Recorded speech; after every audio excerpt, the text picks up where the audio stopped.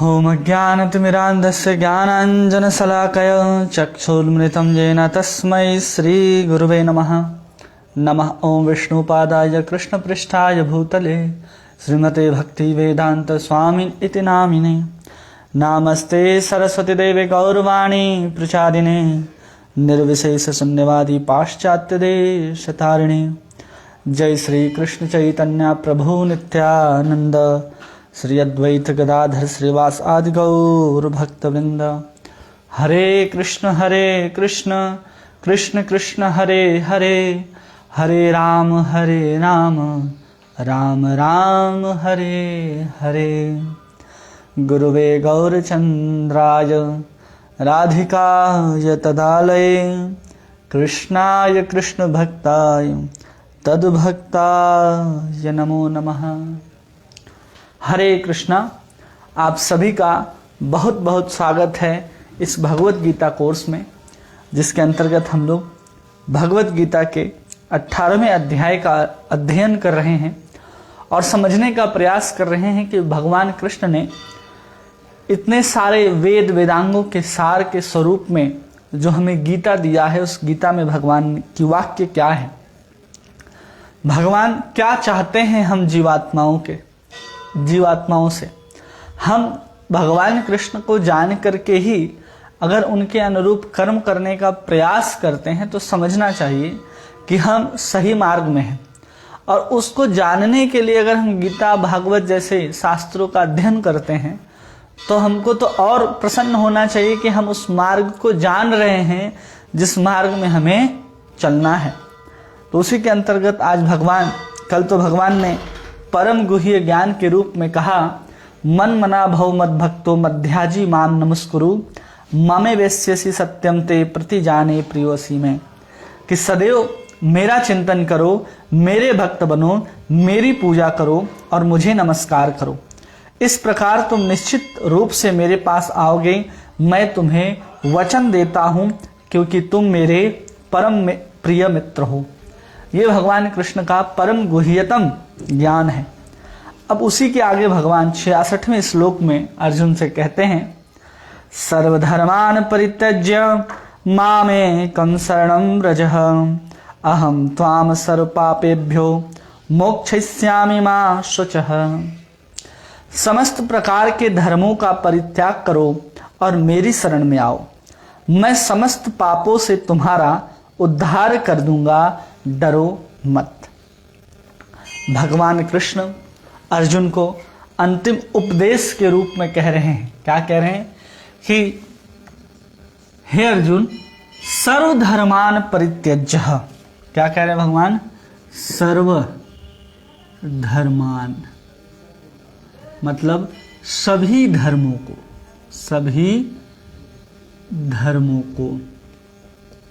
अब सभी धर्मों को कहने का क्या तात्पर्य है?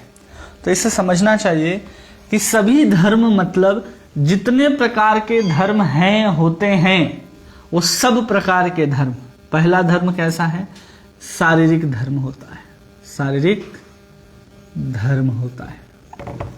शारीरिक धर्म के अंतर्गत आप पुरुष होते हैं या आप महिला होते हैं, ठीक है। अगर आप पुरुष हैं तो आप वर्णाश्रम का पालन करते हैं, वर्णाश्रम धर्म, ठीक है।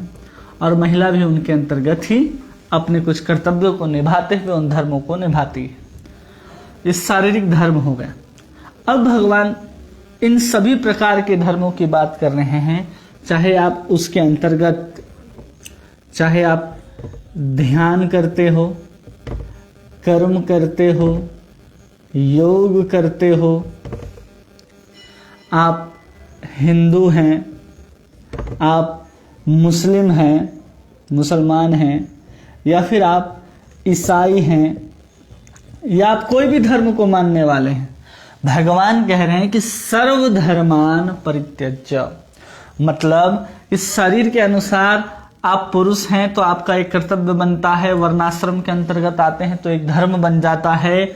उन सभी को छोड़ करके यहाँ तक कि आपके पिता होने का, आपके पुत्र होने का, आपके पति होने का, आपका पत्नी होने का, जितने प्रकार के धर्म हैं उस सभी धर्मों को छोड़ करके भगवान कृष्ण कह रहे हैं कि सर्वधर्मान, जितने प्रकार के धर्म होते हैं, शारीरिक धर्म हो, मानसिक धर्म हो, लौकिक धर्म हो, परलौकिक धर्म हो, एक अलग अलग स्थिति होती है, अलग अलग समय होता है, उसके अनुसार हमें उस तरह के धर्मों को पालन करना होता है। जैसे शारीरिक धर्म है और कभी कभी हम अपने जो लौकिक धर्म को निभा रहे होते हैं तो आपात स्थिति में जो हम धर्मों को पालन करते हैं तो आपातकालीन धर्म भी होते हैं। अगर आपके देश में कर्फ्यू लग जाता है, कुछ भी हो जाता है तो इमरजेंसी सिचुएशन आ जाती है, उस इमरजेंसी सिचुएशन में भी जो आपके कर्तव्य धर्म बनते हैं, जितने प्रकार के आपके संसार से संबंधित धर्म बनते हैं कि हमको ऐसा करना चाहिए, यहाँ तक कि भगवान कह रहे ध्यान हो, कर्म हो, योग हो, उन सबको भी तुम त्याग करके अर्जुन उन सबको भी धर्म के अंदर ले रहे हैं। इसलिए कह रहे हैं सर्वधर्मान, एक भी चीज को आप नहीं पकड़ सकते। जब भगवान कह रहे हैं कि सर्वधर्मान, जितने प्रकार के धर्म हो, शरीर से संबंधित हो, मन से संबंधित हो, काल से संबंधित हो, स्थान से संबंधित हो। कभी कभी ऐसा होता है कि हम मंदिर जाते हैं तो मंदिर में स्थान के अनुसार हमारा धर्म बनता है कि हम किसके सामने, किस देवता के सामने खड़े हैं तो हमें कैसे उनको आचरण करना चाहिए। भगवान शंकर के सामने गए तो आप पूरी परिक्रमा नहीं लगाते, आप राम जी के मंदिर में है तो आप 4 परिक्रमा लगाते, आप किसी देवी के मंदिर में है तो 3 परिक्रमा लगाते, 5 परिक्रमा लगाते। तो ये सब जो समय, स्थान, काल, परिवेश, शरीर के अनुसार, आपके वर्ण के अनुसार, आपके देश के अनुसार कोई भी धर्म हो, उन सब धर्म की बात हो रही है। उस सभी धर्म के बारे में भगवान कह रहे हैं। और फिर दूसरा शब्द कहते हैं भगवान परित्यज्य। परित्यज्य, परित्यज्य का मतलब क्या है? परित्यज्य का मतलब यहां प्रभुपाद जी ने जो ट्रांसलेट किया था, परित्याग करो। अब किस चीज को त्याग करना है? अब अर्जुन को जब कहा जा रहा है कि तुम सब धर्मों का परित्याग करो और मेरी शरण में आओ, तो यहां पर परित्याग का अगर हम अर्थ निकाले, इसको हिंदी में लिखते हैं परित्याग, तो परि अलग शब्द है और त्याग अलग शब्द है। इस त्याग शब्द से क्या बनता है, क्या है इस अध्याय में? त्याग ही संन्यास है और संन्यास ही त्याग है। अब वर्ण आश्रम के अनुसार अर्जुन को देखें कि अर्जुन किस वर्ण में आता है, तो अर्जुन क्षत्रिय है। और अर्जुन क्षत्रिय होने के कारण वो संन्यास नहीं ले सकता, क्योंकि वो क्षत्रिय है। वो वानप्रस्थी हो सकता है लेकिन संन्यास नहीं ले सकता। तो भगवान त्याग का अर्थ यहाँ पर संन्यास नहीं बता रहे और ना ही सभी फलों के त्याग की बात कर रहे हैं, तुम फलों का त्याग कर दो, जो भी कर्म करते हो उसका। ना भगवान संन्यास की बात कर रहे हैं, ना यहाँ पर परित्याग में फल के त्याग की बात कर रहे हैं। जब अर्जुन को कह रहे कि सर्वधर्मान, क्या करो? सब धर्मों को छोड़ दो, मतलब क्या? उसको हम करना ही बंद कर दें? भगवान ने अभी समझाया कि तुम अपने क्रिया को करते रहोगे, सबको छोड़ दोगे। छोड़ नहीं सकते। कब तक नहीं छोड़ सकते? जब तक व्यक्ति अपने स्वरूप में अवस्थित नहीं हो जाता, या फिर किसी कर्मों को परित्याग का मतलब कि हम स्वरूपतः कर्मों का त्याग। ये हमने बतलाया था कि जब तक उस ज्ञान की अवस्था में व्यक्ति नहीं होता, तब तक व्यक्ति कर्म को भी त्याग नहीं सकता। तब यहां भगवान कह रहे स्वरूपतः इस चीज का व्यक्ति को त्याग करना चाहिए। कैसे त्याग होना चाहिए? स्वरूपतः कर्तापन का अभिमान भी छोड़ देना चाहिए। तो यहां पर परित्याग का अर्थ यही है। और परि का मतलब होता है कि जब एकम शरणम व्रज कहते हैं भगवान, तो मतलब धर्म हो, ज्ञान हो या कोई भी देवता हो, उन सबका हमको त्याग कर देना है। एक तो परि त्याग मतलब सामान्य इस लौकिक धर्म, और परि का मतलब हम इससे परे भी, अपने शरीर से परे भी हम किसी चीज का आश्रय लेते हैं। जैसे देवता का हम आश्रय ले गए, या धर्म का आश्रय ले लिए, किसी ज्ञान का आश्रय ले लिए, तो यहाँ पर इसके अंदर ज्ञान भी आ जाएगा कि हम उस ज्ञान का भी क्या कर दें? परित्याग कर देते हैं। तब जाकर के भगवान करे त्याग, सब कुछ को छोड़ देना है, कुछ भी ऐसी वस्तु नहीं रहनी चाहिए। लेकिन ये छूटेगा कैसे? जब तक हम स्वरूप में नहीं आएंगे तब तक हम इन चीजों का त्याग नहीं कर सकते। ये हमको स्पष्ट रूप से समझना है कि हम भगवान के उपदेश को सुने कि सर्वधर्मान परित्यज्य, तुम सब कुछ छोड़ करके भगवान की शरण में आ जाओ। तो हम वहां जाकर के भी, जैसे लोग आजकल सब कुछ छोड़ करके वृंदावन जाते हैं कि हम साधु बनेंगे, हम भगवान कृष्ण का भजन करेंगे, लेकिन वहां जाकर के भी वो 10 तरह के आश्रमों को बनाते हैं, वहां के इस खूबसूरती को बिगाड़ते हैं। वृंदावन के जो बहुत सुंदर जो धूल है, मिट्टी है, लता है, गुल्म है, उनको भी उजाड़ देते हैं और बोलते हैं कि हम भगवान का भजन करने के लिए भगवान के शरण में जा रहे हैं। जब तक व्यक्ति स्वरूप में नहीं हो सकता, अपने आत्म स्थिति, अपने ब्रह्मभूत की अवस्था में नहीं होता, वो कर्म का परित्याग कर ही नहीं सकता। और यहाँ पर भगवान कर्म से ऊपर जो बात चल रही, धर्म की बात, उसको धर्म त्यागना है, चाहे कैसा भी धर्म हो। शारीरिक धर्म है, अपने जीवन निर्वाह के लिए कुछ न कुछ काम करेगा, तो उसको हम जब तक भगवान कृष्ण में पूर्ण विश्वास ना हो, हम उस चीज को ग्रहण कर ही नहीं सकते कि हम सब छोड़ करके कृष्ण के पास चले आए। जब यहाँ पर त्याग की बात हो रही है तो आपको स्पष्ट रूप से समझना है कि यहाँ अपने कर्मों को स्वरूपतः त्याग देना है। और उसी चीज को उद्धव कहते हैं, इससे अच्छा है कि तुम इसे मेरे निर्देशन में युद्ध कर लो, मेरे आदेश के अनुसार, तो तुम्हें पाप नहीं लगेगा अर्जुन। अब भगवान कह रहे कि सर्वधर्मान, सब धर्मों को, तो भगवान कृष्ण कह रहे परित्याग कर दो, छोड़ दो। अब यहां पर भगवान कह रहे कि अगर जो आता है तो सब तरह के ऋण से मुक्त हो जाता है। अब यहां भगवान कह रहे कि तुम सबको परित्याग कर दो। वो भी किसको कह रहे हैं? जो अर्जुन क्षत्रिय है, जिसको युद्ध में अभी अभी लगाना चाहते थे। तो अब अर्जुन जब शरणागत हो जाएगा तो कार्य किसके अनुसार करेगा? कृष्ण के अनुसार। तो भगवान शरणागत लेकर के अर्जुन को युद्ध करा सकते हैं। लेकिन हमको समझना है कि हम त्याग कैसे करेंगे। हम अगर किसी चीज को छोड़ करके जाते हैं तो भगवान ने अभी भी कहा कि तुम मोहवश त्याग करते हो, ज्ञानवश त्याग करते हो, कि अगर हम किसी को शारीरिक कष्ट समझ करके या बाद में हमको दुख मिलेगा ये समझ करके हम अपने कर्मों को छोड़ देते हैं, तो ऐसा त्याग राजसिक त्याग कहलाता है। और अभी भगवान कह रहे हैं कि तुम सब प्रकार के धर्म को छोड़ करके मेरे पास आओ। तो हम कैसे समझेंगे कि भगवान कैसे त्याग की बात कर रहे हैं? तो एक तो हम लोग समझना चाहिए कि हमें स्वरूपतः कर्मों को त्याग देना चाहिए। जब हम अपने ब्रह्मभूत अवस्था में आएंगे तो हम ऐसे ही भगवान कृष्ण के शरण में जाएंगे ही जाएंगे, और जाना ही पड़ेगा। क्योंकि ब्रह्मभूत अवस्था में भी कोई अगर विचरण करता रहे इस संसार में और कहे कि हम परमात्मा को प्राप्त कर लेंगे, भगवान कृष्ण को प्राप्त कर लेंगे, तो संभव नहीं है जब तक उनको इस धरती पर विचरण करने वाले भगवान के शुद्ध भक्तों से भेंट नहीं होती। तो जब व्यक्ति परित्याग की बात कर रहा है तो एक पहला अर्थ होता है कि हम उस कर्म को स्वरूपतः त्याग दें, और दूसरा होता है भगवान कृष्ण कहते हैं कि मनुष्य को कर्मों का त्याग कर आत्मसमर्पण करता है और मेरे इच्छा से योगी ज्ञानी से अधिक संपन्न है। और ये भी समझ लीजिए, जब भगवान बोल रहे कि सब धर्म को छोड़ करके कोई कृष्ण की शरण में आ जाता है, तो भगवान कह रहे हैं कि अगर कोई योगी है और ज्ञानी है, इस दोनों से क्या है? अधिक उत्तम है। कौन? जो कृष्ण के शरण में आया है। कहाँ आया है? किस कृष्ण के शरण में आया है, वो एक ज्ञानी से भी उत्तम है और एक योगी से भी उत्तम है। तो हम छोड़े कैसे, परित्याग कैसे करें? इसके लिए भगवान कृष्ण भागवत में कहते हैं कि जब तक विषय से वैराग्य ना हो, क्या कहते हैं?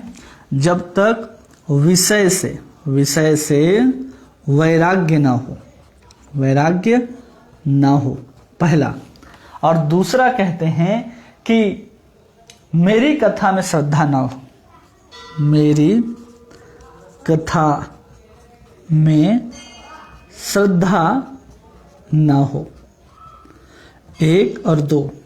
पहला चीज कहते हैं कि सांसारिक विषयों से उसको बिल्कुल वैराग्य हो जाना चाहिए, और दूसरा वाक्य कहते हैं भगवान की मेरी कथा में उसकी श्रद्धा जब तक नहीं हो जाती है तब तक उसको क्या करना है?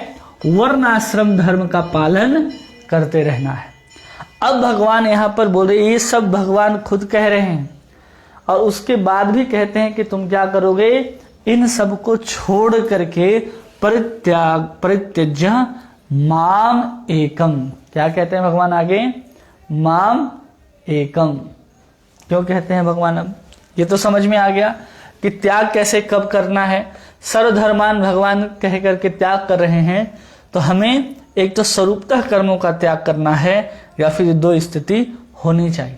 अगर हमारे पास ऐसी स्थिति नहीं भी है तो भगवान कह रहे घबराने की आवश्यकता नहीं है। अब ऐसी स्थिति है नहीं हमारे पास, फिर भी अब देखिए क्या कहते हैं, सर्वधर्मान परित्यज्य। अब कहते हैं माम एकम, माम एकम, एकमात्र मेरी शरण में आओ। किसके शरण में आओ? एकमात्र मेरी शरण में। अब भगवान यहां बोल रहे हैं कि तुम एकमात्र मेरी शरण में आओ, किसी और के शरण में ना जाओ। मतलब एकमात्र माने किसी प्रकार के देवता हो, किसी प्रकार के असुर हो, यहां तक कि आपका जो स्वकर्म है, आपके द्वारा जो भी किया जा रहा है कि हम इस चीज को कर सकते हैं, आपके कर्म के ऊपर आपका विश्वास होना, आपके धर्म के ऊपर आपका विश्वास होना, ऐसा नहीं कर सकते। एकमात्र मेरी शरण में आओ मतलब एकमात्र मेरी शरण में आओ। जैसे उत्तरा है, उत्तरा को पता था कि हमारे जो ससुर लोग हैं वो अभी भी महाभारत के युद्ध को जीत करके आए हैं, तो पांचों पांडवों को कह सकती थी कि मेरे गर्भ में बच्चा है, पुत्र रत्न है, आप इसकी रक्षा करो। लेकिन उत्तरा क्या करती है? सबको छोड़ करके दौड़ते हुए भगवान कृष्ण के पास जाती है और कहती है कि पाही पाही महायोगी देव देव जगतपते, कि कह रहे कि आपके अतिरिक्त इस संसार में कोई देखने के लिए नहीं मिल रहा जो मेरे को मेरे भय से रक्षा कर सके। तो वो होता है एकमात्र। मतलब इतने सारे लोग होंगे आपके सामने जो लगेगा आपको ढाढ़स बंधवाएंगे कि क्या जरूरत है भगवान के पास जाने का, हम देख लेंगे, हम कर लेंगे। फिर भी व्यक्ति क्या करे? मात्र एकमात्र मेरी शरण मतलब कृष्ण की शरणागति ले। जैसे द्रौपदी को हम देखते हैं, तो द्रौपदी पूरी की पूरी भरी सभा में जब दुशासन उसके वस्त्र को खींच रहा था, तो उस समय वो बहुत प्रयास करती है। हम अपने बल का भी आश्रय ले लेते हैं कई बार हम सभा में बैठे हुए, जैसे द्रौपदी देख रही थी कि अब अर्जुन उठेंगे, अब भीम उठेंगे, अब भीष्म पितामह कुछ बोलेंगे, अब धृतराष्ट्र कुछ बोलेगा और मेरी लाज बच जाएगी। लेकिन सबको देखने के बाद किसी ने अपने सिर को उठा करके द्रौपदी की ओर नहीं देखा, तो द्रौपदी ने अपना दोनों हाथ उठा लेती है और भगवान को हाँ द्वारिकावासी कह करके पुकारती है। तब भगवान आकर के उनकी रक्षा करते हैं। इसलिए एकमात्र जब कहा जाता है कि हमें शरणागति लेनी है, तो कृष्ण के अतिरिक्त और कोई होने नहीं चाहिए। ना आपका बल, ना आपका बुद्धि, ना आपका ज्ञान, ना आपका ऐश्वर्य, ना आपके द्वारा इकट्ठा किए गए जन, ये कोई काम आने वाले नहीं हैं, क्योंकि इनसे कुछ होना जाना भी नहीं है। इसलिए भगवान करें माम एकम, एकमात्र मेरी शरण में आओ। मेरी शरण में आने के बाद किसी अन्य की शरणागति नहीं लेनी है कि हम कृष्ण के शरणागत हो गए और कृष्ण के शरणागत होने के बाद भी हम जगह जगह जा करके भीख मांग रहे हैं कि हमें खाने के लिए दे दो, हमें ये चीज पहनने के लिए दे दो, हमें ये चीज चाहिए। तो हम कृष्ण के शरणागत नहीं हैं। कृष्ण के शरणागत होने का मतलब कि जो चाहिए वो कृष्ण से ही चाहिए। कृष्ण के शरणागत होकर के हम किसी अन्य के पास अपनी इच्छाओं अभिलाषाओं के लिए भी जाते हैं तो हम कृष्ण के शरणागत नहीं माने जाएंगे। जब भगवान कह रहे माम एकम, तो समझना चाहिए एक पशु होता है, पशु को क्या करता है, उसका मालिक जब किसी को दे देता है और उस पशु को दूसरा व्यक्ति जो ले करके जाता है वो बांधता है रस्सी से और ले करके जाने लगता है, तो पशु विरोध नहीं करता कि मैं इसके साथ नहीं जाऊंगा। तो वैसे ही व्यक्ति को जब शरणागति ले रहा है भगवान की, तो उसको समझना चाहिए कि भगवान जैसे रखेंगे उस बंधे हुए पशु के समान, वो जे ले जा करके वो खेत में काम कराए या फिर सूखा भूसा खाने के लिए दे या हरा चारा खाने के लिए दे, वो पशु एक शब्द भी नहीं कहता। और वैसे ही जब हम कृष्ण के शरणागत होंगे तो हमें भी कृष्ण के अतिरिक्त जो कृष्ण जैसे रखेंगे हमें भी वैसे रहने के लिए तैयार होना चाहिए। न कि हम कृष्ण के शरण में जाकर के अपने कमाए हुए धन के अनुसार भोग करना शुरू करें। कई लोग आज यही करते हैं कि पहले कमाए हुए धन को इकट्ठा कर लेते हैं और फिर कृष्ण के शरणागत होते हैं और उस शरणागति को दिखाते हैं, केवल होते नहीं हैं। और अपने पूर्व संचित धन हो, ऐश्वर्य हो, कुछ बहुत सारे चीज होते हैं, उन सब के माध्यम से वो अपनी उदर की पूर्ति करते हैं, अपने सुख सुविधाओं को जोड़ते हैं। तो वो शरणागति नहीं है, वो माम एकम नहीं है। वो माम एकम के अलावा भी बहुत सारे हैं। जैसे मीराबाई कहती है कि मेरे तो प्रभु गिरधर नागर। ये लाइन बहुत आसान है, इस चीज को हम लोग कह भी सकते हैं, ये सब के लिए है कि मीरा कहती है मेरे तो प्रभु गिरधर नागर। क्या कहती मीरा? मेरे तो प्रभु गिरधर नागर। हम भी कहते हैं कि मेरे तो प्रभु गिरधर नागर, हम सब कह सकते हैं। लेकिन मीरा इसके बाद जो कहती है दूसरों न कोई। क्या है हमारे पास ऐसा? दूसरों न कोई। ये तो हम भी कर सकते हैं, लेकिन ये हमारे पास सामर्थ्य नहीं होता है। जब भगवान कह ही रहे हैं कि सब कुछ छोड़ दो और हम सर्वधर्मान को छोड़ ही नहीं पाते, तो माम एकम हम कहां से कर पाएंगे? हम इस सर्वधर्मान के पहले कुछ धर्म होते हैं, वहां से जो अर्जित हमारे पास जो कुछ भी होता है, चाहे हम किसी के माध्यम से, यहां जो धर्म किए हैं उसके माध्यम से पुण्य है, आशीर्वाद है, सब कुछ है, धन है, लोग हैं, जन है, सब यहां से इकट्ठा करते हैं, लेकिन हम उसका परित्याग नहीं करते। हम जब सर्वधर्मान परित्याग ही नहीं करते तो हम माम एकम कैसे हो सकते हैं? माम एकम हम नहीं हो सकते हैं।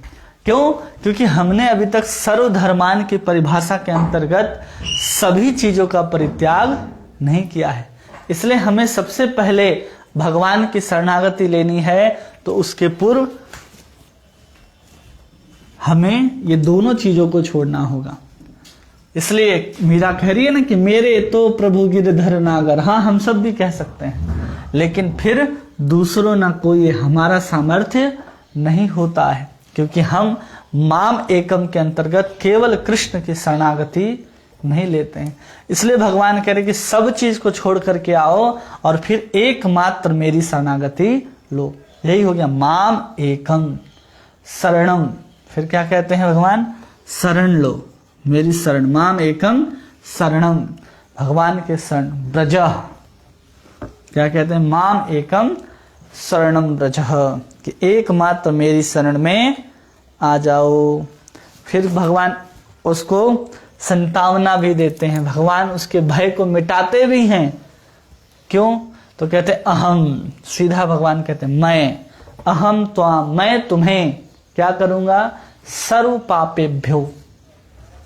क्या कह रहे? सर्व पापेभ्यो, जितने प्रकार के पाप होंगे। किसके कारण पाप होंगे भाई? तो पहले तो सर्वधर्मान, कि हम जब जो जो करते थे उन सबको छोड़ देंगे तो उससे पाप उत्पन्न होंगे। जो सर्वधर्मान की बात कहा गया, जब हम अपने कर्तव्य को छोड़ते हैं तो हमको पाप लगेगा। हम पिता थे, हम पुत्र थे, हम पत्नी थे, हम किसी के यहाँ काम करते थे, हम सेवक धर्म को निभा रहे थे, हम वर्णाश्रम के अंदर कर्तव्य का पालन कर रहे थे, हम कहीं राजा थे, कहीं कुछ थे, जो भी था हमारा उस समय का धर्म, हम जब उसको छोड़ते हैं तो वहां से क्या उत्पन्न होता है? पाप।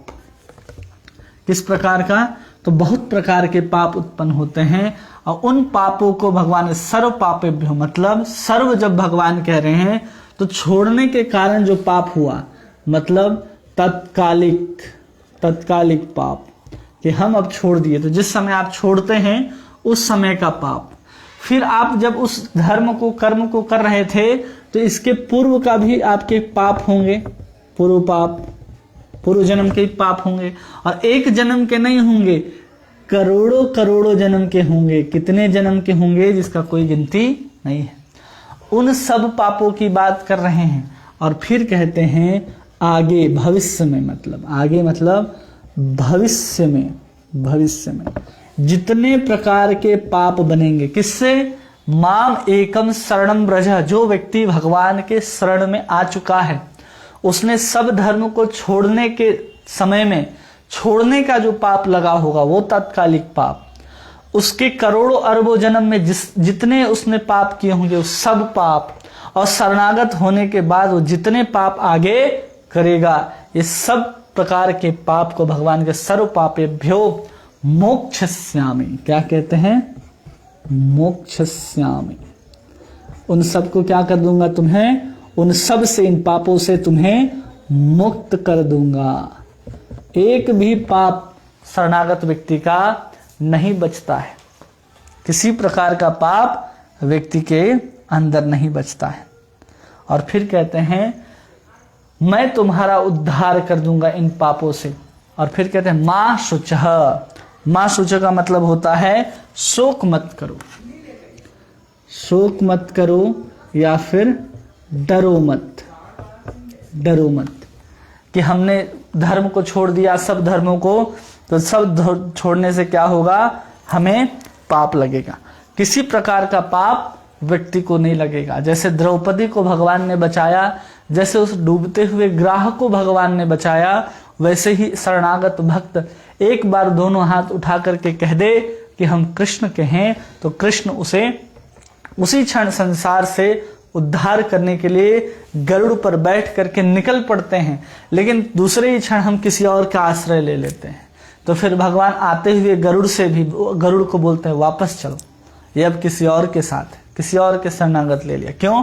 क्योंकि हमारे पास माम एकम नहीं है, हम माम बहुत जन हैं, हम एक व्यक्ति के शरणागत नहीं होते। एक बार कृष्ण को पुकारते हैं, दूसरे क्षण किसी और को पुकारते हैं, इसलिए हमारे साथ सब पापों से हम मुक्त नहीं हो पाते। हमें सब पापों से मुक्त होना है तो कृष्ण के शरणागत होना ही पड़ेगा, इसको हमें याद रखना है। और भगवान कहते ये मेरी प्रतिज्ञा है, भगवान का ही बनाया गया नियम है कि तुम क्या करोगे, जब तक ब्रह्मभूत की अवस्था में नहीं आओगे कृष्ण की कृपा से तुम्हें मिलेगा। तो भगवान खुद की बनाई प्रतिज्ञा को तोड़ते हैं और कह रहे हैं कि तुम अगर मेरे शरणागत आ जाओगे तो तुम्हें क्या मिलेगा, केवल और केवल भगवान का अवलंबन करना।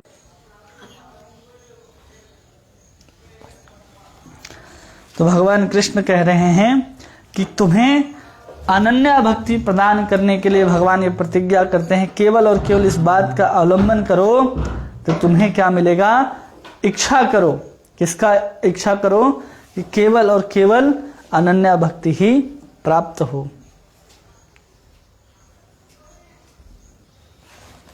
केवल और केवल व्यक्ति शरणागत भी ले ले तो भगवान कह रहे उसको भी मेरी कृपा से और मेरी प्रतिज्ञा से अनन्या भक्ति प्राप्त हो जाएगी। अभी अभी भगवान पूरे गीता में कह रहे थे कि जो वेदों के शास्त्रों को पालन नहीं करता वो व्यक्ति असुर कहलाता है। अभी भगवान वही कह रहे हैं कि तुम इन सबको त्याग दो, कर्म का त्याग से तुमको पाप नहीं लगेगा। तो मोक्षयिष्यामि मां शुचः, वेदों के नियमों को पालन न करते हुए भी व्यक्ति अगर कृष्ण के शरणागत है तो उसे डरने की आवश्यकता नहीं है। अब कैसे? तो ये समझना होगा कि जब माम एकम कहते हैं तो द्रौपदी ने, हम अपनी दैन्यता को कहीं और भी स्थापित कर लेते कि चलो भगवान आने में देरी कर रहे हैं, हम शरणागत हैं। लेकिन भगवान कभी कभी आने में देरी करते हैं तो हमको क्या लगता है, अरे भगवान तो आने में देरी कर रहे हैं। तो इसलिए हमको समझना चाहिए कि जब भगवान के शरणागत हैं तो केवल भगवान के शरण में हमें होना चाहिए। अब इसको लेकर के प्रभुपाद जी बहुत सुंदर बात कहते हैं और कहते हैं कि भगवान की शरणागति के लिए जो 6 लक्षण हैं उसके विषय में कहते हैं, आनुकूलस्य संकल्पः प्रतिकूलस्य वर्जनम, रक्षस्यति विश्वासो गोप्तृत्वे वर्णम, तथा आत्मनिक्षेप कार्पण्य षड्विधा शरणागति। भगवान के 6 प्रकार के शरणागति के लक्षण हैं। कौन कौन? आनुकूल्येन संकल्पः, कि जो कृष्ण के अनुकूल हो, कृष्ण सेवा के अनुकूल, कृष्ण सेवा के अनुकूल, उसको क्या करना है, ग्रहण करना है। कृष्ण सेवा के जो प्रतिकूल हो, प्रतिकूल हो उसको छोड़ना है, उसको क्या करना है, छोड़ देना है। 2 चीज। और फिर कहते हैं रक्षस इति विश्वासो, कि हमारी कृष्ण जो है, कृष्ण अवश्य रक्षा करेंगे, अवश्य रक्षा करेंगे। अवश्य रक्षिबे कृष्णा इति विश्वासः, कि हमारी रक्षा कौन करेंगे? कृष्ण ही करेंगे, कृष्ण के अलावा कोई रक्षा करने वाले हैं नहीं। गुप्त तत्वे वर्णम तथा, फिर कह रहे हैं गुप्त वर्णम तत्वे तथा, जिसके अंतर्गत जो भी व्यवस्था करेंगे वो सब कुछ को कौन करेगा? गुप्त वर्णम तथा, कि जैसे एक पशु की रक्षा कौन करता है? जो उसको ले जाता है वही उसकी रक्षा करता है। आत्मनिक्षेपः, जो हम अपने कार्य को करने लग जाते हैं अपने जीवन निर्वाह के लिए, आत्मनिक्षेप, उसके लिए भी कृष्ण के ऊपर शरणागति होनी चाहिए। और अंत में है कि हमें अपनी दैन्यता जो है किसी अन्य के सामने प्रकट नहीं करनी चाहिए। हम अपनी दैन्यता को कृष्ण के अलावा कहीं और जब रखने लग जाते हैं तो समझना चाहिए कि हम अपराध कर रहे हैं, हम वास्तव में शरणागति नहीं है। इसलिए व्यक्ति जब सोचता है कि मैं कृष्ण का दास हूं, तब जाकर के व्यक्ति अपने आप सर्वधर्मान करने की आवश्यकता नहीं है।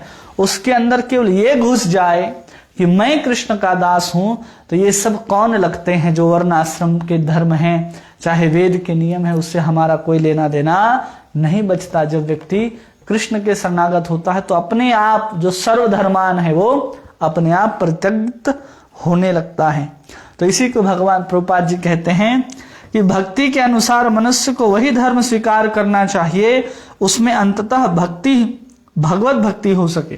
तो कृष्ण सेवा के अनुकूल जो है उसको ग्रहण करना चाहिए।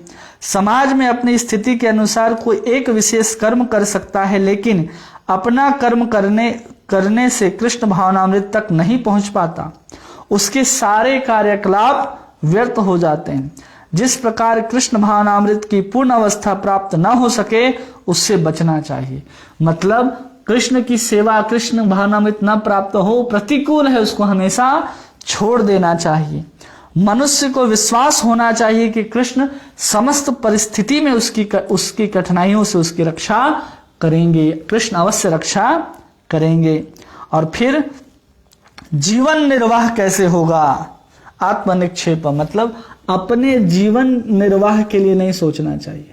जीवन निर्वाह के लिए न सोचे। हम लोग शरणागति हैं, कृष्ण के शरणागत में हैं, कृष्ण के चरण में बैठे हैं, शरण में बैठे हैं, जो अनंत कोटि जीवों को, अनंत कोटि ब्रह्मांडों का पेट भरते हैं। और हमारा जो पाव भर का पेट है, जो पाव भर का भोजन ग्रहण करता है, उसको अगर जीवन निर्वाह करने के लिए सोचना पड़ जाए तो भक्त नहीं है। और फिर कहते हैं कृष्ण इसको संभालेंगे। मनुष्य को चाहिए कि अपने आप को निस्सहाय न माने और जीवन के प्रत्येक स्थिति में कृष्ण का ही अवलंबन करे। किसका अवलंबन करे? केवल और केवल कृष्ण का ही अवलंबन करे। किसी भी अवस्था में कृष्ण का अवलंबन करे। मतलब दुख आए कुछ आए तो हमें कृष्ण के छोड़ करके किसी और के पास नहीं जाना चाहिए। और फिर कहते हैं अपनी दैन्यता जो है वो भी कहाँ प्रकट करनी चाहिए? केवल और केवल कृष्ण के पास। दैन्यता कृष्ण के पास, कृष्ण के पास रखनी चाहिए। अपने दुख को भी कहाँ बताए? वो कृष्ण के पास ही बताए। कहीं और जाकर के वो अगर कहता है कि हम आपके शरण में, आप मेरी रक्षा करो, चाहे वो ज्ञान हो, योग हो या व्यक्ति हो, कोई भी हो, तो समझना चाहिए कि उसकी रक्षा नहीं हो सकती है। केवल और केवल रक्षा कब हो सकती है? जब वो कृष्ण के शरणागत होता है। और यही 6 लक्षण हैं कोई व्यक्ति शरणागति होता है तो। पहला है आनुकूल्यस्य संकल्प, कृष्ण की जिससे सेवा हो सके वैसा संकल्प करना। प्रतिकूलस्य वर्जनम, प्रतिकूल जो कृष्ण की सेवा में हमें अग्रसर ना कर सके उस सबको छोड़ना। रक्षसिति विश्वासो, कृष्ण हमारी रक्षा करेंगे। गुप्त तत्वे वर्णम यथा, जैसे एक पशु को कोई ले जाता है वैसे रक्षा करेंगे। आत्मनिक्षेप, क्या होना चाहिए? आत्मनिक्षेप, जीवन निर्वाह के लिए भी ना सोचे। कार्पण्य, क्या होना चाहिए? कार्पण्य, अपनी जो दैन्यता है वो कृष्ण के अलावा कहीं न दिखाए। 1 2 3 4 5 6, तो 6 प्रकार के जो लक्षण है वो शरणागति के बताए गए हैं। तो ये सब भगवान बता रहे हैं, किस लिए बता रहे हैं? अर्जुन को, कि शरणागत हो जाए अर्जुन, जिससे उसको क्या प्राप्त हो जाए? अनन्य भक्ति प्राप्त हो जाए। ये शरणागति क्यों भगवान बता रहे हैं अंत में, कि अर्जुन पूरा का पूरा गीता का सार भगवान ने कहा कि मन मना भव मद भक्तो मध्याजी माम नमस्कुरु। अब उसी को बता रहे कि वो प्राप्त कैसे होगा, जब तक व्यक्ति भगवान के शरण में नहीं जाता है, शरण नहीं जाता है। ये शरणागति बहुत बड़ी चीज है। शरणागत व्यक्ति को किसी और चीज को करने की आवश्यकता नहीं पड़ती। जो कृष्ण के शरण में बैठा है उसको अपने आप पराभक्ति प्राप्त हो जाएगी, कृष्ण ही उसको प्रदान कर देंगे। वो कृष्ण के पास जाए तो, लेकिन हम कृष्ण के पास जाना नहीं चाहते और कहते हैं शारीरिक मानसिक सब कर्म करो और निष्ठा भगवान के सौंदर्य से आकृष्ट होकर शरणागति का अवलंबन करो। और यहाँ पर जो शरणागति है उसमें आचार्य क्या कहते हैं कि हमें क्या करना है कि सब प्रकार के अगर कर्म करते हैं फिर भी निष्ठा भगवान के सौंदर्य से आकृष्ट होकर के शरणागति का अवलंबन करो, तो धीरे धीरे हम क्या कर जाएंगे? उस शरणागति के उस स्तर को हम प्राप्त कर जाएंगे। ऐसा क्यों कहा जा रहा है? इसलिए कहा जा रहा है कि जब राय रामानंद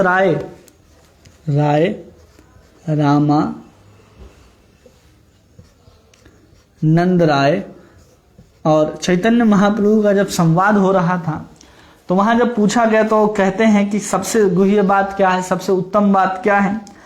तो रामानंद राय यही बात कहते हैं चैतन्य महाप्रभु से कि सर्वधर्मान परित्यज्य माम एकम शरणं व्रज। तो चैतन्य महाप्रभु कहते हैं शरणागति जो है, शरण में आना, ये क्या है? ये भी बाह्य है, बाह्य लक्षण है। आंतरिक लक्षण क्या है? आंतरिक लक्षण ये है कि हमारा कृष्ण से संबंध होना चाहिए, हमारी रति कृष्ण में होनी चाहिए। मतलब आत्मरति से इसका कोई संबंध नहीं है। हम केवल शरणागति होते हैं, रति नहीं होता कृष्ण के ऊपर, इसलिए इसको भी बाह्य कहा गया है। और ये जो पिछला श्लोक कहा गया ना, मन मना बहुत मद भक्तो, उस स्तर को प्राप्त करने के लिए ये शरणागति बहुत आवश्यक है। जब तक व्यक्ति शरणागत नहीं होगा तब तक व्यक्ति उस मन मना भाव की स्थिति को प्राप्त नहीं कर सकता, उस पूजा, उस मध्याजी को ठीक से नहीं कर सकता। वहां पर वो अनन्या भक्ति को कब प्राप्त करेगा? जब व्यक्ति शरणागत हो जाता है। इसलिए कह रहे कि शरणागत हो जाओ, शरणागत होने से तुम्हारे पाप भी मिट जाएंगे और भगवान की कृपा से तुम्हें पराभक्ति भी प्राप्त हो जाएगा। और आचार्य कहते हैं कि अपने बद्ध अवस्था में हम इतने बद्ध हैं कि हम सब परित्याग नहीं कर सकते। अब ऑप्शन देखिए, आचार्य बताते हैं कि ऑप्शन मिल रहा है हमें कि अगर हम सब को नहीं त्याग सकते, मतलब हम किसमें हैं अभी? बद्ध अवस्था में हैं। बद्ध अवस्था में जब व्यक्ति बद्ध अवस्था में है तो वो क्या करेगा? तो कहते हैं केवल और केवल कृष्ण के जो स्वरूप है, कृष्ण का स्वरूप है, उस कृष्ण के स्वरूप के पीछे पीछे क्या करो? आकृष्ट हो जाओ। सौंदर्य के प्रति आकृष्ट होकर के शरणागति का अवलंबन करो। कृष्ण के प्रति क्या हो जाओ? कि सब आकृष्ट हो जाओ। आकृष्ट होकर के तुम शरणागति का अवलंबन करो कि हाँ, प्रयास कर रहे, शरणागत हुए नहीं लेकिन हम शरणागत जैसा अपने आप को रखने का प्रयास कर रहे हैं। और कर्म कैसा कर रहे हैं? जो हम अपना कर्म करते हैं, चाहे वो शारीरिक कर्म हो या फिर मानसिक कर्म हो, उन सबको करते रहना है। लेकिन अवलंबन किसका करना है? अवलंबन हमें कृष्ण के स्वरूप का करना है। तब हम धीरे धीरे शरणागति भी हो जाएंगे और अनन्य भक्ति को भी प्राप्त कर लेंगे। जैसे बहुत बार होता है कि व्यक्ति शरणागत नहीं होता लेकिन कृष्ण का इतना सुंदर स्वरूप होता है, उसको देख करके व्यक्ति क्या हो जाता है? उसके ऊपर मोहित हो जाता है। तो अगर बद्ध अवस्था में भी कोई शारीरिक मानसिक कर्म करता है लेकिन उसका जो मन है उसका चित्त जो है कृष्ण की ओर आकृष्ट हो गया, और उसके अनुसार जब वो अनुकूल संकल्प प्रतिकूल से वर्जनम करते हुए जब अवलंबन करने लगता है शरणागति का, तो शरणागत होकर के वो पराभक्ति को इस रूप से भी प्राप्त कर सकता है। क्योंकि भगवान कह रहे कि जब तक विषयों से वैराग्य ना हो और मेरी कथा के प्रति तुम्हारी श्रद्धा ना हो, तब तक वर्ण आश्रम धर्म का पालन करो। अब यहां भगवान कह रहे कि आकृष्ट हो जाए किसके प्रति? कृष्ण के सुंदर स्वरूप के प्रति। क्योंकि कृष्ण का स्वरूप, नाम ही है इनका कृष्ण, सर्व आकर्षक। कृष्ण का मतलब ही होता है सर्व आकर्षक। भगवान कहते हैं कृष्ण की सुंदर छवि के प्रति मनुष्य को आकृष्ट होना चाहिए, प्रभुपाद जी लिखते हैं। और उनका नाम इसलिए कृष्ण पड़ा क्योंकि वो सर्व आकर्षक हैं। जो व्यक्ति कृष्ण के सुंदर सर्वशक्तिमान की ओर आकृष्ट होता है वो भाग्यशाली है। और आध्यात्मवादी कई प्रकार के होते हैं। अब इसको प्रभुपाद जी हमको समझाना शुरू करते हैं। इसलिए हमको आकृष्ट होना चाहिए। जो सुंदर भगवान कृष्ण का स्वरूप है उसकी अगर हम लोग आकृष्ट होकर के भी शरणागति का अवलंबन करना आरंभ करते हैं तो भी हम धीरे धीरे ऊपर उठने लगते हैं। क्योंकि अगर हम इसके ऊपर नहीं चलेंगे, कृष्ण के सुंदर स्वरूप के ऊपर, तो क्या होगा? देखिए, निष्ठा 3 प्रकार की होती है। पहली निष्ठा होती है ब्रह्म की निष्ठा, ब्रह्म निष्ठा। दूसरी होती है परमात्म निष्ठा। तीसरी होती है भगवद निष्ठा। ये 3 प्रकार की निष्ठा है।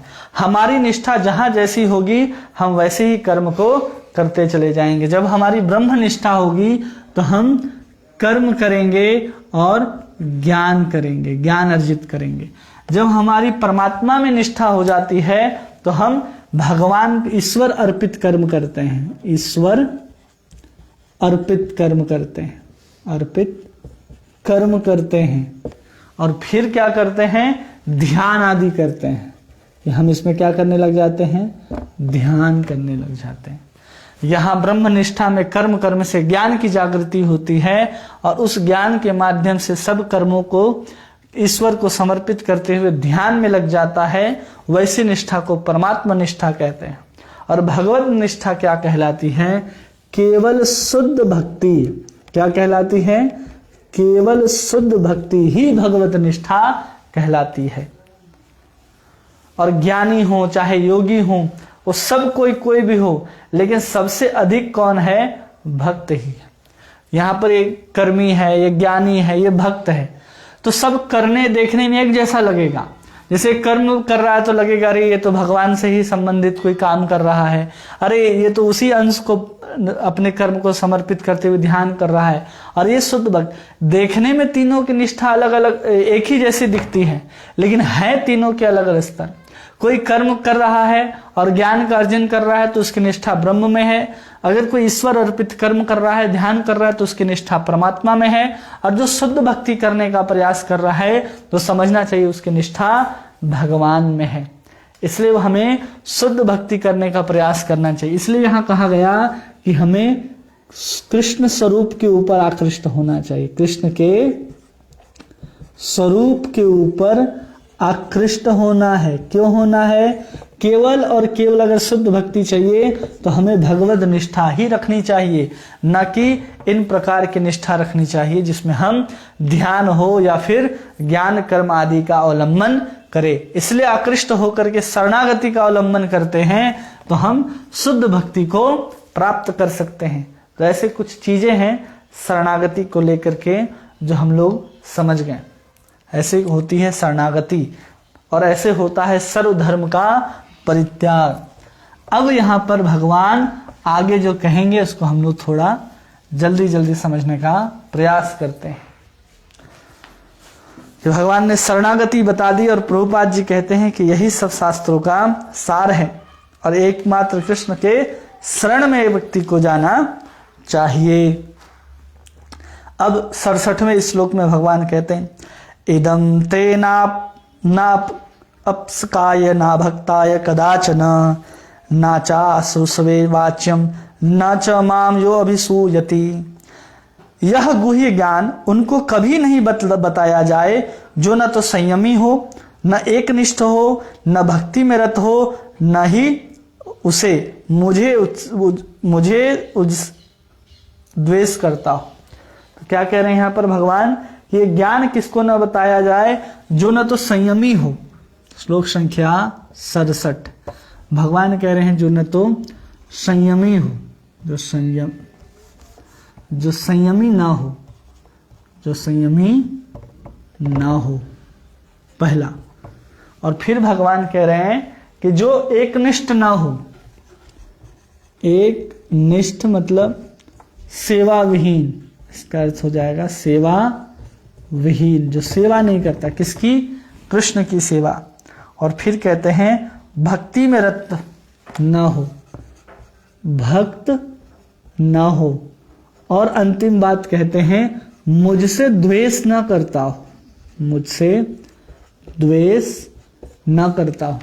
इनको ही हम ऐसे गीता के जो उपदेश हैं उनको बताने चाहिए।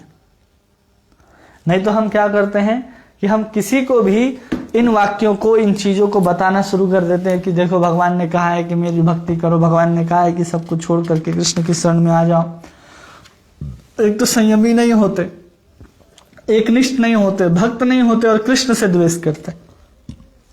अब जो व्यक्ति कृष्ण से द्वेष कर रहा है उसी व्यक्ति को आप उपदेश देने लग जाइएगा कि आप कृष्ण की सेवा करो, तो ये सब क्या कहलाएंगे? ये सब अपराध कहलाएंगे। इसलिए कभी भी हमको ऐसे व्यक्ति को उपदेश नहीं देना चाहिए। ये सब गुह्य बात को किसी और से कहना नहीं चाहिए।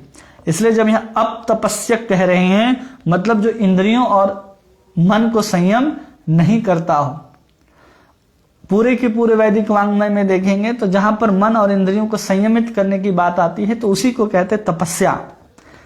और फिर अश्रुश्रु, मतलब जो आग्रह शून्य हो। क्या हो? कि जो व्यक्ति आग्रह न करता हो, इतना सब कुछ होने के बाद अगर कोई आपसे आग्रह करता है कि हमें कृष्ण की बात बताइए, हमें गीता को सुनाइए, भगवान ने गीता में क्या कहा, भागवत में क्या कहा, अगर आग्रह करता है तो हमें सुनाना चाहिए। लेकिन वो अगर आग्रह पूर्वक नहीं पूछता, नहीं कहता, तो हमें भी अपने गीता का जो ज्ञान है उसको ऐसे व्यक्ति को कभी नहीं बतलाना चाहिए। इसका उदाहरण देते हैं कि एक बार ब्रह्मा के पास इंद्र जाते हैं और विरोचन, ये असुरों के अधिपति हैं विरोचन, ये दोनों गए किसके पास? ब्रह्मा जी के पास तत्व ज्ञान को लेने के लिए। किसको लेने के लिए गए? तत्व ज्ञान को प्राप्त करने के लिए। अब दोनों को एक ही तत्व ज्ञान दिया गया, जिसमें इंद्र को सही रूप से समझ में आया कि ये जो ज्ञान है ये क्या है। ये समझ गया कि हम शरीर नहीं है, आत्मा है। और ये विरोचन क्या करता है? अपने शरीर को ही आत्मा समझ लेता है। शरीर को ही क्या मान लिया इसने? आत्मा समझ लिया। और उसके अनुसार पूरे ब्रह्मांड में इसने क्या करी? आतताई मचाई। पूरे संसार में भोग के अपने आप को ही शरीर, आत्मा को ही शरीर, अपने शरीर को ही आत्मा मान करके ये कर्म करता रहा, भोग करता रहा।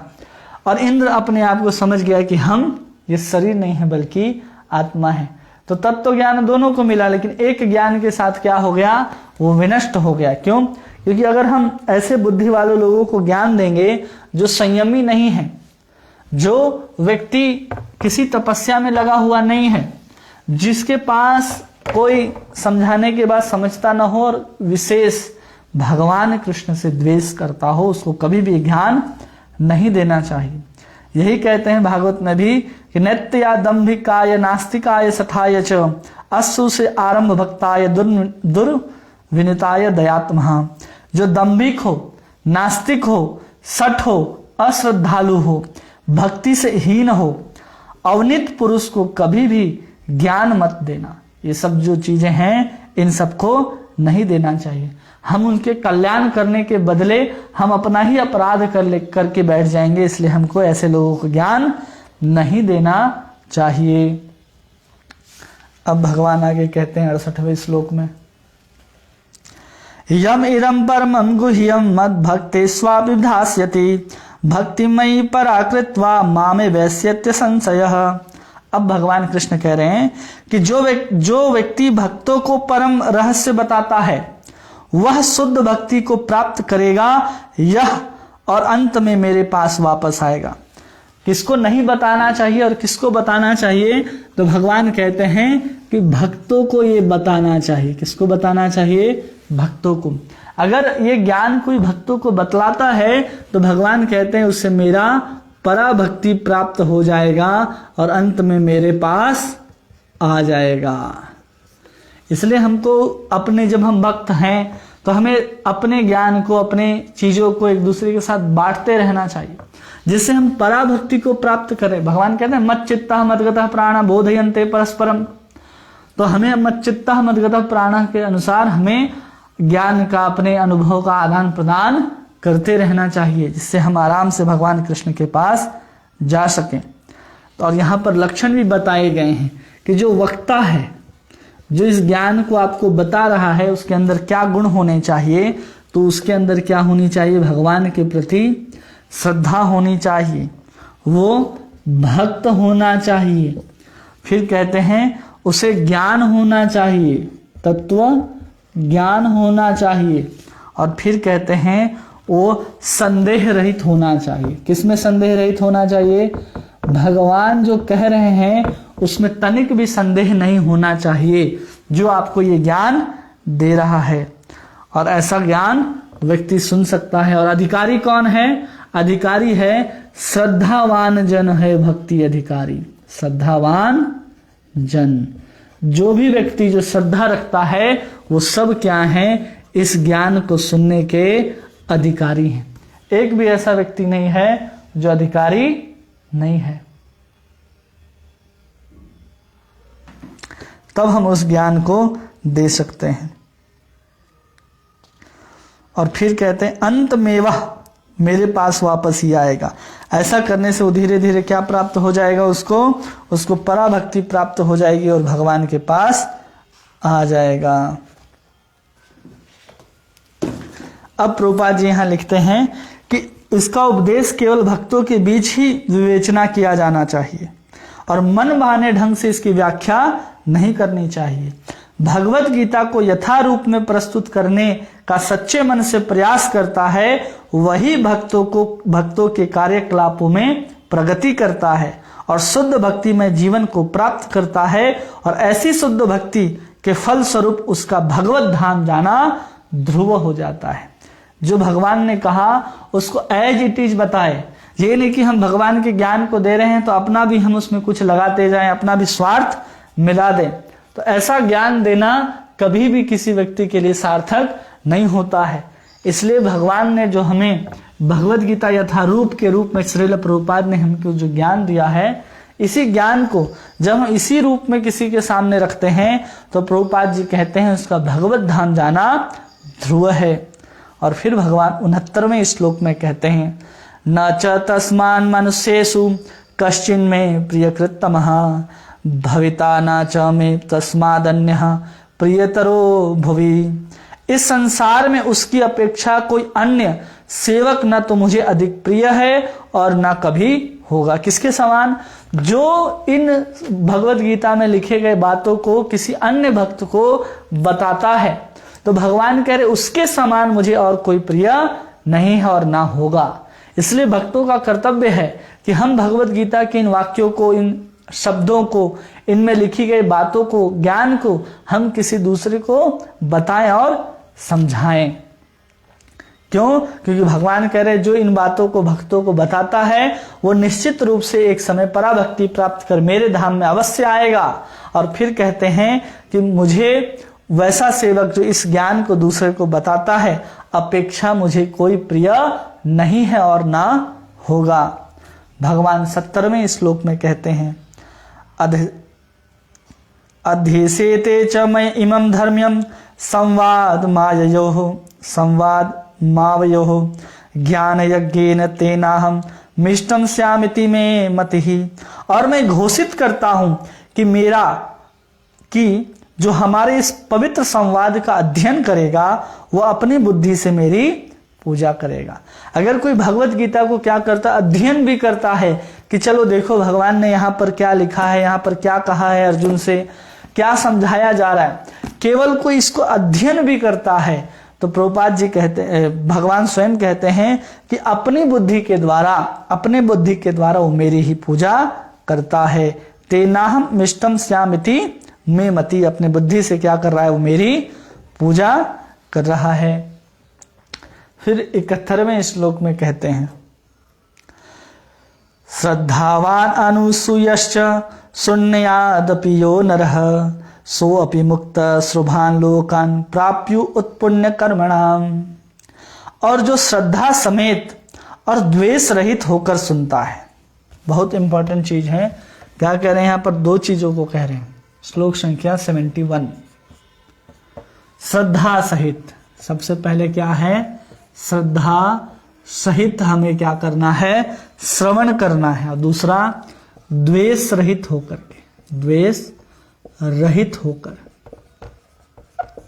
अगर हम श्रद्धा रखें गीता के ऊपर, भगवान के ऊपर, और श्रद्धा सहित अगर हम श्रवण करते हैं, तो कहते हैं भगवान सो अपि मुक्तः, वो सभी पापों से मुक्त हो जाता है और शुभ लोकों को प्राप्त होता है जहां पुण्यात्माएं निवास करती हैं।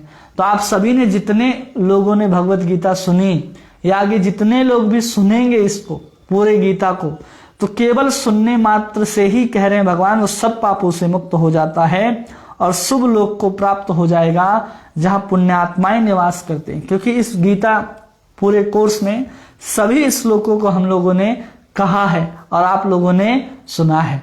तो जब एक एक श्लोक कान में जाएंगे, क्योंकि शब्द भगवान के द्वारा कहे गए हैं और हमने उनका सिर्फ उच्चारण किया है, सिर्फ उसको दोहराया है, तो वही असर करेंगे। क्यों? क्योंकि भगवान कह रहे जो इस संवाद का अध्ययन करता है वो बुद्धि से मेरी पूजा करता है।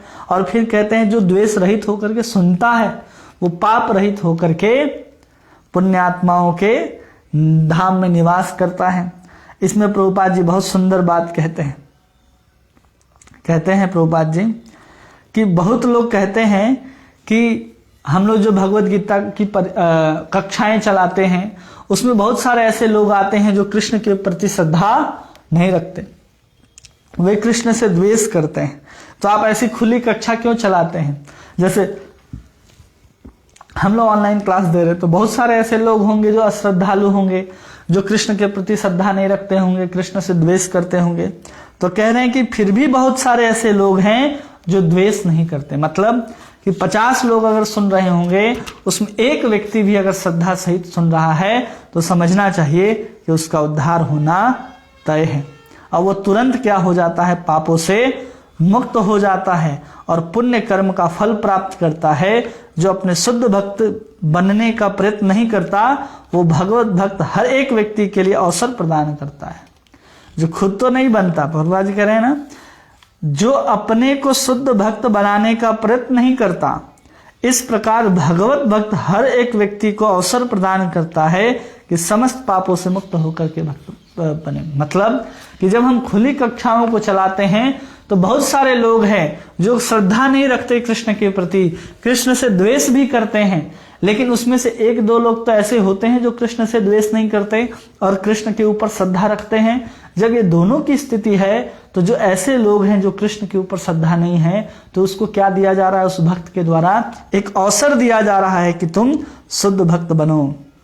अगर कोई सुन भी लेता है तो कहते हैं पाप से मुक्त और पुण्यात्माएं जहां रहती हैं वहां आराम से जाएगा।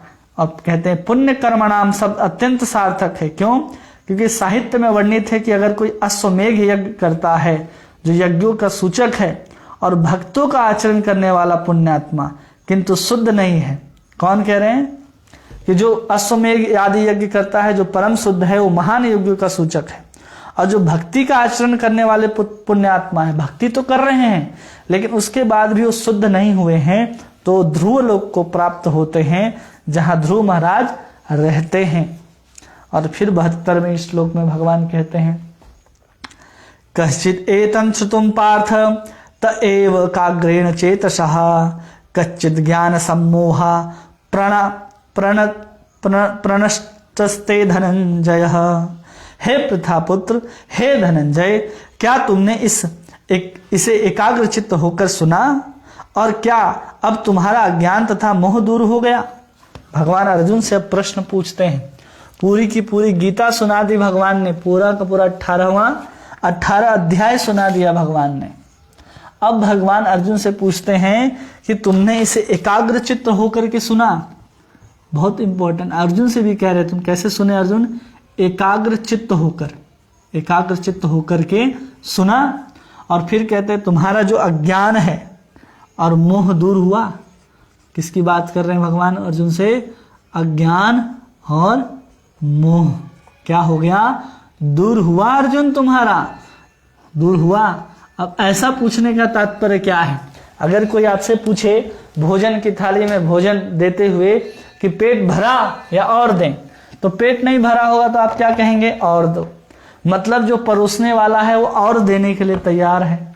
तो उसी प्रकार भगवान कह रहे हैं कि तुमने अगर एकाग्रचित्त होकर के सुना तो तुम्हारा अज्ञान और मोह दूर हो गया। मतलब भगवान कह रहे हैं अगर तुम्हारा अज्ञान और मोह अभी भी दूर नहीं हुआ अर्जुन, तो मैं इस गीता को दोबारा कहने के लिए तैयार हूं। भगवान यहाँ पर दोबारा कहने के लिए तैयार हो गए कि मैं तुम्हें फिर से उपदेश देता हूं इन सब चीजों का। क्यों? क्योंकि अर्जुन के ज्ञान और मोह को दूर करना है, और अर्जुन के ज्ञान और मोह को जब तक दूर नहीं करेंगे तो गीता का कोई लक्ष्य, गीता का कोई ये नहीं होगा। लेकिन भगवान को पता है कि केवल अर्जुन की जो बातें हैं कृष्ण ने कही हैं उससे अर्जुन का ज्ञान और मोह दूर हो गया। लेकिन भगवान प्रश्न पूछते हैं कि नहीं हुआ तो मैं दोबारा कहूंगा। मतलब कृष्ण किसी जीव के प्रति कितने कृपालु हैं और अपने सखा अर्जुन के ऊपर कितने वो प्रेम करते हैं, इस वाक्य से पता चलता है कि पूरा इतने सारे श्लोक को फिर से भगवान कहने के लिए तैयार हैं। और फिर अर्जुन कहता है, अर्जुन वाच नष्ट मोहा स्मृतिर्लब्धा तत्प्रसादात्मयाच्युतः स्थितो अस्मि गत संदेह करिष्ये वचनम तव। अर्जुन ने क्या कहा कि नष्ट मोहा स्मृतिर्लब्ध्वा, कि जितना भी मोह था अर्जुन मेरा वो नष्ट हो गया। स्मृतिर्लब्धा, मैं स्मृति को प्राप्त हो गया। कैसे? तत्प्रसादात्मयाच्युत, आपके कृपा से, आपके अनुग्रह से। स्थितो अस्मि, मैं क्या हो गया? दृढ़ हो गया हूं। गत संदेह, मेरा जितना भी संदेह था वो चला गया। अब क्या करेंगे? तो अर्जुन हाथ जोड़ करके गांडीव को उठाते हैं और कहते हैं करिष्ये वचनम तव, जो आप कहेंगे भगवान हम उसको करने के लिए तैयार हैं। यह है अर्जुन की स्थिति। और हम क्या करते हैं? इतने सारे गीता सुन करके हम उसमें अपना ही ढूंढते हैं। अर्जुन कह रहा है कि जो आप कहेंगे भगवान हम वो करेंगे। तो सबसे पहले कहता है नष्ट मोहा, मेरा मोह दूर हो गया। क्या हो गया? मेरा मोह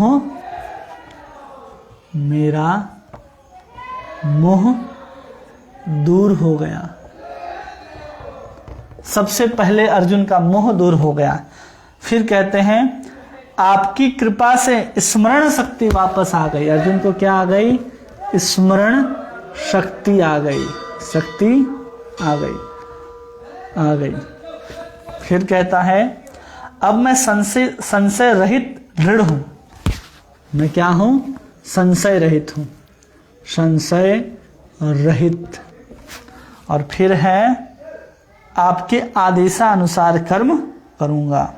मोह दूर हो गया अनुग्रह से, स्मरण शक्ति वापस आ गई और संशय रहित होकर के वो दृढ़ हो गया है कि जो भगवान कहेंगे हमको वही करना है, और कर्म करने के लिए उद्यत हो जाता है। तो प्रभुपाद जी बहुत सुंदर बात कहते हैं और कहते हैं जीव जिसका प्रतिनिधित्व अर्जुन कर रहा है। अर्जुन किसका प्रतिनिधित्व कर रहा है? प्रश्न पूछते हुए हम सब जीवों का प्रतिनिधित्व कर रहा है। और वो क्या कर रहा है? परमेश्वर के आदेशानुसार कर्म करने के लिए उद्यत हुआ है। तो हमें भी क्या करना चाहिए कि जो भगवान कृष्ण कह रहे हैं कि उसी कार्यों को निर्देशानुसार करना चाहिए। अर्जुन भी कह दिया कि करिष्ये वचनम, तो पूरे के पूरे ज्ञान को सुनने के बाद अर्जुन कह रहा है कि वही करेंगे जो आप कराना चाहते हैं। अब अर्जुन के कौन कौन से संशय थे? कैसा मोह था अर्जुन का कि वो समझता था कि मैं शरीर हूं। मोह दूर करके उन भगवान ने आत्मा का ज्ञान दिया। पाप और पुण्य से निपटने के लिए प्रकृति समझाते हुए कर्म का ज्ञान दिया अर्जुन को। और उसके बाद स्मरण शक्ति आ गई कि अर्जुन को पता चल गया कि तुम कौन हो। तो हम समझ गए कि हम कृष्ण के क्या हैं? नित्य दास हैं। अब इसमें कोई संशय नहीं कि जो कृष्ण कह रहे हैं, क्या कह रहे हैं, कृष्ण कह रहे हैं वो परम है, इसमें कोई संशय का जरूरत नहीं है। ये सब कुछ होने से अपने आप दृढ़ता इसके अंदर आ गई और कहने लगा कि वही करेंगे जो आप कहेंगे, आप कहेंगे। कौन? आप मतलब कृष्ण। जो कृष्ण कहेंगे अब हम वो करेंगे, जो तुमको हो पसंद हम वही बात कहेंगे। अब उसको लेकर के अर्जुन यहाँ पर तैयार हो गया है युद्ध करने के लिए। भगवान ने पूरी की पूरी गीता इस उद्देश्य से भी सुनाई कि अर्जुन युद्ध के लिए तैयार हो जाए, अर्जुन का संशय समाप्त हो जाए, मोह समाप्त हो जाए।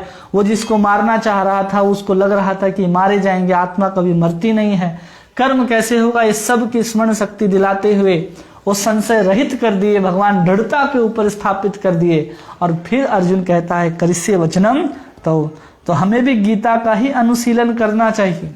अगर कोई गीता का अनुशीलन करता है, जो भी बातें गीता में कही गई हैं, तो उससे क्या हो जाएंगे, हम संशय रहित हो जाएंगे, हमारा भी मोह दूर हो जाएगा, हमारी भी स्मरण शक्ति वापस आ जाएगी और हम भगवान के वचनों के ऊपर विश्वास करके दृढ़ता के साथ चलने लग जाएंगे। तो कैसे होगा कि अगर कोई व्यक्ति अनुशीलन करे, किसके अनुशीलन करे, गीता का अनुशीलन करे और ऐसा अनुशीलन करते हुए भगवान के शरणागत हो जाए, और शरणागत होने से क्या करेगा, वो कृष्ण की सेवा में तत्पर हो जाएगा। ये होना चाहिए। हम गीता का अनुशीलन नहीं करते तो हम गीता का अनुशीलन नहीं करते, शरणागत कैसे होंगे, हम सेवा में तत्पर नहीं हो सकते। अगर हम गीता का सही में अनुशीलन करते हैं तो हमें शरणागति और सेवा में तत्परता आना चाहिए। यही सेवा में तत्परता अर्जुन दिखा रहा, वही करेंगे जो आप कहेंगे। वरना इतना गीता सुन करके भी अर्जुन कहेगा कि हमको वही करना है कि नहीं, हम नहीं युद्ध करेंगे, तो उसकी बात का कोई मतलब नहीं निकलता। भगवान ने जितने तर्क दिए अर्जुन ने, उन सभी तर्कों को भगवान ने क्या कर दिया, एक एक का प्रश्न के उत्तर दे करके उसको समाप्त कर दिया। और हमारा भी मोह है, हम अपने आप को क्या समझते हैं, हम ही अपने आप को कर्ता भोक्ता सब समझ लेते हैं। और प्रभुपाद जी लिखते हैं कि सबसे बड़ा इस प्रकृति का जो माया पास है कि हम भगवान हैं। हम जब अपने आप को मानने लग जाते हैं, जैसे व्यक्ति क्या होता है कि धीरे धीरे मुक्त होने का प्रयास करता है। पहले तो बद्ध जीव होता है, साधारण जीव है, अब उसको धीरे धीरे पता चलता है, तो ब्रह्म के स्तर पर जब पहुंचता है तो अपने आप को ही क्या घोषित कर देता, अहम ब्रह्मास्मि, मैं हूं, मैं ही भगवान हूं। बाबा तुम भगवान हो तो तुम संशय कहां से आ रहा है। भगवान की कृपा से अर्जुन का संशय समाप्त हो गया। और जो गधे बोलते हैं कि अहम ब्रह्मास्मि, फिर भी उनको टॉयलेट पेशाब टट्टी आते रहता है, वो संशय ही है। इन गधों से हम लोगों को बचना चाहिए और जो भगवान ने गीता कही है उसके आधार पर ही हमें चलने का प्रयास करना चाहिए। इसी को प्रभुपाद जी बताते हैं कि भौतिक जगत में जीव मोहवश सेवा कर रहा है, काम और इच्छाओं से बंधा हुआ है, फिर भी वो अपने आप को जगत का स्वामी मानता है, यही मोह कहलाता है। हम अपने आप को भोक्ता समझ लेते कि रे हम ही हैं सब कुछ, तो वो मोह है। और जब व्यक्ति को याद हो जाए कि हम जीवेर स्वरूप है नित्य कृष्णदास, और उसके अनुसार कर्म करने लग जाता है और भगवान को ही अपना परम स्वामी मान लेता है, तो धीरे धीरे उसके संशय दूर होने लगते हैं। और आखिरी में कहते हैं भगवत गीता सुनकर के समस्त मोह से मुक्त हो गया। कौन? अर्जुन। और भगवत गीता का पाठ करने का अर्थ है कि वास्तविकता के साथ कृष्ण को जानना। किसको जानना? अगर हम गीता को पढ़े हैं, गीता को सुने हैं और कृष्ण गीता को समझ रहे हैं, तो हमें किसको जानना है? हमें कृष्ण को जानना है कि कृष्ण ही सब कुछ है। तब जाकर के व्यक्ति को पूर्ण ज्ञान होता है और स्वभावतः कृष्ण को ही अपना आत्मसमर्पण कर देता है। जब तक हम कृष्ण को ठीक से नहीं समझे तो हम कृष्ण के शरणागत नहीं हुए। व्यक्ति कहे कि हम गीता पढ़ते हैं लेकिन कृष्ण को भगवान नहीं मानते, कोई कहे कि गीता का हम अनुशीलन करते हैं लेकिन कृष्ण के शरणागत नहीं है, कोई कहे कि हम गीता का भगवान के शरणागत है लेकिन भक्ति नहीं करते, तो समझिए वो शरणागत नहीं है, वो गीता का अनुशीलन नहीं करता और वो गीता का अध्ययन नहीं करता। अगर हम गीता का अध्ययन करते हैं तो कृष्ण ही भगवान हैं, हम गीता का अनुशीलन करते हैं तो हम कृष्ण के शरणागत हैं, और हम कृष्ण के शरणागत हैं तो हम कृष्ण के सेवक हैं। यही संपूर्ण गीता का सार है। और ऐसा कहते हुए अर्जुन अपने बाण को उठाता है। अब अर्जुन संजय यहां पर कहना शुरू करते हैं। अब कौन कहेगा? यहां सब प्रकार के नष्ट हो गए, मोह भी, स्मरण शक्ति भी आ गया, दृढ़ निश्चय हो गया, संशय समाप्त हो गया अर्जुन के। अब अर्जुन भी यहां बोलना खत्म कर देते हैं और अपने धनुष और अपने बाण को उठाते हैं, गांडीव को उठाते हैं और युद्ध करने के लिए तत्पर हो जाते हैं। ये सब बातों को धृतराष्ट्र प्रश्न पूछता है। क्या प्रश्न था उसका? कि धर्म क्षेत्रे कुरुक्षेत्रे समवेता युत्सवः मामकाः पांडवाश्चैव किम अकुर्वत संजय। कि मेरे तथा पांडु के पुत्रों ने क्या किया, मेरे तथा पांडु के पुत्रों ने क्या किया, उसको वहीं पहले ही अध्याय में भगवान बोल करके समाप्त कर देते हैं। और दूसरे अध्याय संजय मेरे पांडु के पुत्र, मेरे तथा पांडु के पुत्र, तो जहां पर धृतराष्ट्र के पुत्रों की बात आई थी वो पहले ही अध्याय में खत्म, और जहां पांडु के पुत्रों ने क्या किया तो अब तक 18 अध्याय तक यही बता रहे हैं संजय धृतराष्ट्र को कि देखो पांडवों ने क्या किया। अब इन सबको बताते हुए बताते हैं कि वहां पर युद्ध के लिए तैयार नहीं था, तो धृतराष्ट्र बहुत प्रसन्न हो रहा था कि संजय ने अर्जुन ने धनुष और बाण रख दिए और रो रहा है युद्ध नहीं करेगा। लेकिन जैसे ही सुनता है कि उसने वापस उठा लिए, थरथरा जाता है धृतराष्ट्र। और इसको देखते हुए संजय कहते हैं, इत्यहं वासुदेवस्य पार्थस्य च महात्मनः संवाद इमं श्रोष्य अद्भुतम रोमहर्षणम। कह रहे हैं संजय ने कहा, इस प्रकार मैंने कृष्ण तथा अर्जुन इन दोनों महापुरुषों की वार्ता सुनी और यह संदेश इतना अद्भुत था और है कि मेरा शरीर जो है वो रोमांच हो गया। ये सुन करके संजय के जितने भी रोम थे वो क्या हो रहे हैं, धीरे धीरे रोमांचित हो जा रहे हैं। क्या हो जा रहे हैं? रोमांचित हो जा रहे हैं। मतलब हम किसी ऐसे बात को सुन लेते हैं ना कि जो हमें कभी पता ना हो, कभी जानते ना हो, इतना अद्भुत बात अगर सुन ले जो हमारे ही संबंधित हो, तो वैसे ही अर्जुन और भगवान कृष्ण के बीच की जो वार्ता थी, जो संवाद था, उसको संजय सुन करके बहुत प्रसन्न होते और कहते हैं कि हमारे रोम जो है, रोमांच आ रहा है मेरे शरीर में। क्योंकि जो कुछ भी हुआ था उस धृतराष्ट्र जो प्रश्न पूछने के बाद जो कुछ भी संजय ने कहा, सब वेद व्यास जी की कृपा से ही संजय ने देखा युद्ध के मैदान में और उसको फिर सुनाया है। और वही संजय फिर आगे कहते हैं 75वें श्लोक में, व्यास प्रसादात् श्रुतवान् एतद् गृह्याम अहम परम योगम योगेश्वरः कृष्णात् साक्षात कथयतः स्वयं। व्यास की कृपा से ये परम गुह्य बातें साक्षात योगेश्वर कृष्ण के मुख से अर्जुन के प्रति कही जाती हुई सुनी। जो कुछ भी साक्षात योगेश्वर भगवान अर्जुन के प्रति कह रहे थे वो सब कह रहे हैं, अपने गुरु जी को याद करते हैं। कौन? संजय। और कहते हैं व्यास प्रसादात् श्रुतु एतान एतद गुह्याम अहम परम।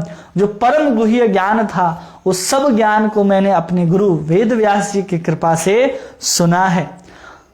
और उसको सुन करके उनको बहुत आनंद आ रहा है संजय को। अब हमें देखना है कि हमें क्या होता है। आनंद आ रहा है, पूरा गीता समाप्त होने को आया, तो इन सब बातों को सुन करके याद करके संजय को बहुत आनंद आ रहा है। अर्जुन ने कह दिया कि मेरा नष्ट मोह स्मृति लब्ध्वा तत्प्रसादात् मया च्युतः, कि सब मेरा मोह नष्ट हो गया, मेरी स्मृति वापस आ गई, मैं संशय रहित हो गया, दृढ़ हो गया। करिष्ये वचनम, तो भगवान की शरणागति लेकर के भगवान के अनुसार कर्म करने के लिए उद्यत हो गया। क्या हम गीता को सुन करके भी कृष्ण की ओर जाने का प्रयास करते हैं? क्या गीता सुन करके भी हम कृष्ण के लिए कर्म करने का प्रयास करते हैं? क्या गीता सुन करके भी हम कृष्ण के शरणागत होते हैं? क्या गीता सुन करके भी हम कृष्ण की कही गई बातों का अवलंबन उनके अनुकूल उन सब कर्तव्यों का पालन करते हैं? नहीं करते हैं तो हमें समझना चाहिए ना हम अर्जुन की तरह सुन रहे हैं और ना सुन करके अगर आनंद ही नहीं आ रहा कि गीता का इतना अद्भुत ज्ञान को सुनने के बाद हमारे रोमकूप खड़े नहीं हो रहे, तो हमें संजय जैसा आनंद नहीं आ रहा। ना हम संजय और अर्जुन दोनों नहीं हैं। अब सोचना है कि हम धृतराष्ट्र हैं या नहीं हैं। अब इसको लेकर के प्रभुपाद जी बताते हैं कि अपने गुरु की कृपा से वो सब समझ गए और गुरु स्वच्छ माध्यम है कृष्ण को समझने का। जब कोई प्रमाणिक गुरु से भगवत गीता का श्रवण करता है, जैसा कि अर्जुन ने किया था, तो संसार भर के अनेक योगी लेकिन कृष्ण योगेश्वर हैं। और भगवत गीता में स्पष्ट कहा गया है कि मेरी शरण में आ। जो व्यक्ति भगवान के शरण में जाता है, भगवान ने कहा योगी और ज्ञानी से श्रेष्ठ है। और इसी को भगवान कहते हैं 6ठे अध्याय में, योगी नाम अपि सर्वेशाम यो मद्गत अंतरात्मनः, कि जो अंतरात्मा में मेरा ही भजन करता है, चिंतन करता है, योगियों में सबसे श्रेष्ठ है। और नारद भगवान कृष्ण के नारद जी शिष्य हैं और उनके शिष्य हैं वेद व्यास, और वेद व्यास के शिष्य कौन हैं? संजय। तो इस परंपरा से हम लोग इस ज्ञान को हासिल करते हैं। और परंपरा से अगर ज्ञान हासिल होता है तो कभी भी अधूरा नहीं रहता, क्योंकि हमने परंपरा में जो ज्ञान लिया वो वैसे ही पहुंचा हमारे तक। जैसे कृष्ण ने अर्जुन को कहा, जैसे संजय ने धृतराष्ट्र को कहा, वैसे ही अगर कोई इसी को परंपरा के माध्यम से, जैसे कि हमारी परंपरा को देखें तो हमारे परंपरा में पहले कृष्ण आते हैं, ब्रह्मा जी आते हैं, नारद जी आते हैं, व्यास जी आते हैं, मध्वाचार्य आते हैं, फिर बहुत सारे आचार्य, फिर प्रभुपाद जी, फिर हमारे गुरु जी और फिर हम, फिर ये ज्ञान आप तक पहुंच रहा है। तो ये ज्ञान क्या है? पूर्ण है, कभी अधूरा नहीं है। और भगवत गीता में समस्त योग पद्धतियों को दिया गया, कर्म योग, ज्ञान योग, भक्ति योग, सब कुछ दिया गया। और फिर कहते हैं कि वस्तुतः कृष्ण से प्रत्यक्ष सुनने एवं व्यास जैसे गुरु के माध्यम से प्रत्यक्ष सुनने में कोई अंतर नहीं है। अगर कृष्ण से हमने सुना हो और फिर वेद व्यास जी से सुना हो या फिर किसी संजय के द्वारा सुना हो, इसमें कोई अंतर नहीं है। या फिर कोई गुरु परंपरा से जो प्रतिनिधि ये वैदिक पद्धति के अनुसार अगर ज्ञान दिया हो तो उसमें भी कोई अंतर नहीं है। और अंत में लिखते हैं कि गुरु के जन्म दिवस पर शिष्यगण व्यास पूजा रचते हैं। आगे संजय कहते हैं 76वें श्लोक में, राजन संसृत्य संवाद इदम अद्भुतम केशवार्जुनयो पुण्यो हृष्यामि च मुहुर्मुहुर्। माने बार बार कह रहे हैं कि जब मैं कृष्ण तथा अर्जुन के मध्य हुई आश्चर्यजनक तथा पवित्र वार्ता को बार बार स्मरण करता हूं तो प्रति क्षण आह्लाद से गदगद हो उठता। अरे भगवान ने अर्जुन को इतनी गुह्य बात बताई कि प्रकृति करता है, तुम करता नहीं हो, आत्मा कभी मरते नहीं है, तुम शरीर नहीं हो, कोई आत्मा जो आज दिख रहे हैं वो ऐसा कभी नहीं था कि नहीं थे। अर्जुन को कहते हैं कि परम गुह्य ज्ञान के रूप में तुम मेरे ही भक्ति करो, फिर कहते हैं कि तुम मेरे शरणागत हो जाओ। इन सबको कोई स्मरण भी करता है, कोई किसी को याद भी करता है, पढ़ता है तो बुद्धि से सेवा कर रहा है। इन सब बातों को याद करके संजय क्या कह रहे हैं कि संस्कृत्य संवाद इदम अद्भुतम, ये बहुत अद्भुत संवाद था। किसका? केशवा अर्जुन हो, दोनों का संवाद, जिसको सुन करके प्रति क्षण कैसे गदगद हो रहे हैं, प्रति क्षण गदगद हो रहे हैं।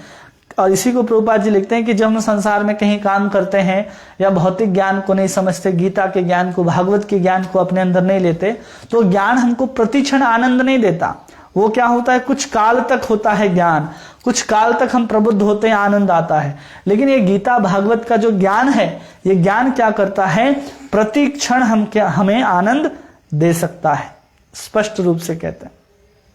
और फिर अर्जुन आगे कहते हैं, संजय कहते हैं 77वें श्लोक में, तंचः संसृत्य रूपम एतत् अद्भुतम हरे विस्मयो न महान राजन हिस्यामि च पुनः पुनः। हे राजन, भगवान कृष्ण के अद्भुत रूप का स्मरण करते ही मैं अधिकाधिक आश्चर्यचकित होता हूं और पुनः पुनः हर्षित होता हूं। कौन सा रूप? जब भगवान का जो विश्व रूप था, जो अर्जुन को दामी बुद्धि दिव्य चक्षु ददामि, उसको दिव्य चक्षु दे करके अर्जुन को उस दिव्य स्वरूप को दिखाते हैं, और उसको बड़े बड़े महान महान जो ऋषि मुनि हैं, देवता हैं, वही केवल देख पाए थे। लेकिन वेद व्यास जी की कृपा से संजय ने भी हस्तिनापुर में उस अंधे धृतराष्ट्र के सामने बैठ करके भी इस दिव्य विश्व स्वरूप को देखा। उसी विश्व स्वरूप की बात कर, रूपम एतत् अद्भुतम हरे, मैं भगवान के दिव्य स्वरूप को देखा, जो विश्व रूप था, जो अर्जुन को दिखाया, उसको देख करके भगवान उसको याद कर रहा है संजय कि इतना अद्भुत रूप था, चारों तरफ आंखें, चारों तरफ सिर, चारों तरफ पैर, दिखाई नहीं दे रहा था क्या अंत है कहाँ शुरू है।